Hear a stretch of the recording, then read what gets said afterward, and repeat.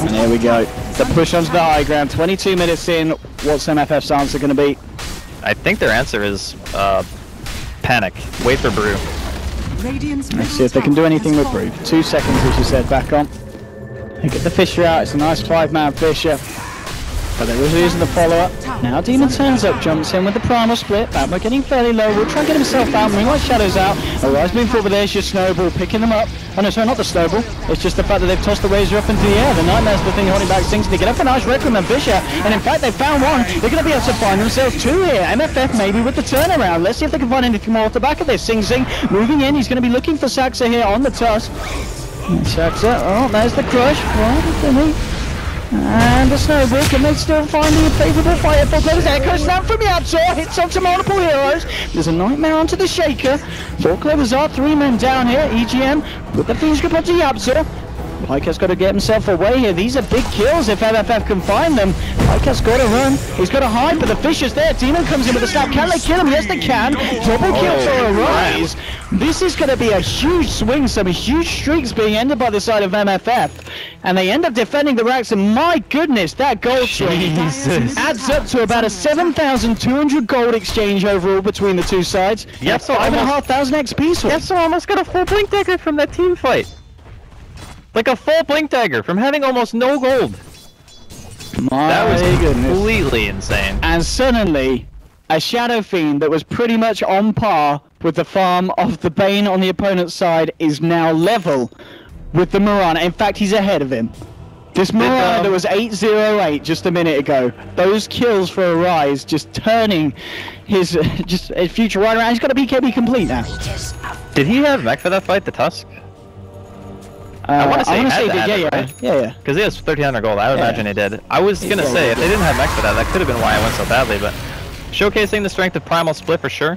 And the Shadow Fiend did enough damage in the fight, like landing a decent Requiem, getting the raises off. I mean, seemed to make all the difference. Wow, Pikehead is going all in with items here. They know splits now.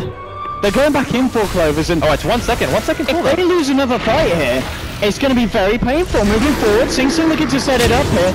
Yapzor, he's got the blink and he'll go forward here. Saxy getting caught out. There's your Requiem. They'll bring down the Tusk. Now with the summon to Bambo, things falling apart for 4 Clovers. There'll be a Nightmare, but it's only going to prolong the inevitable here. Bambo will get the crush off. They've got the control here with the split, throwing up Pike into the air. Arise moves forward with the razors. We'll get Bambo. This is going to get buyback from Saxy on the Tusk. Pike will put the Moonlight Shadow, but the Fisher comes out, blocking him away. They'll move underneath him. They should be able to find this kill here as well as he comes back down, and they will. Pike getting blown up by the heal bomb.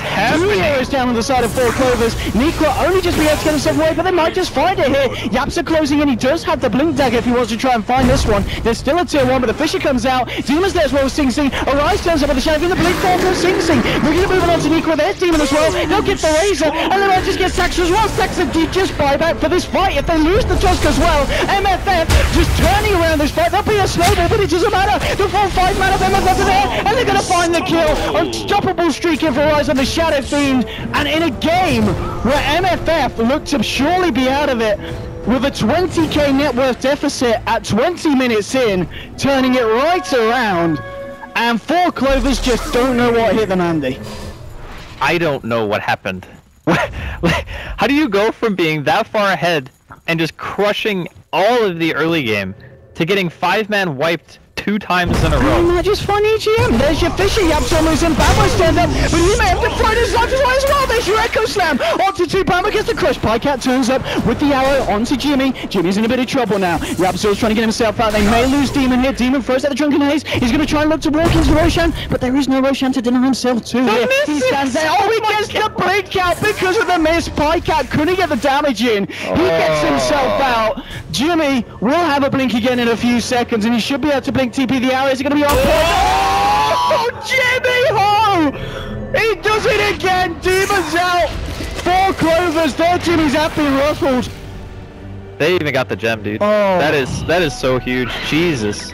What the hell is going on in this game, Andy? Okay, so I guess the strength of having that many blink heroes is as soon as you start winning the fight, you can. So as soon as you realize you're winning the fight when you have split going, you can just keep going. One more. 4CL need to just start abandoning the fight if they think it's not going to go well. Like, stop trying to save people, just get out.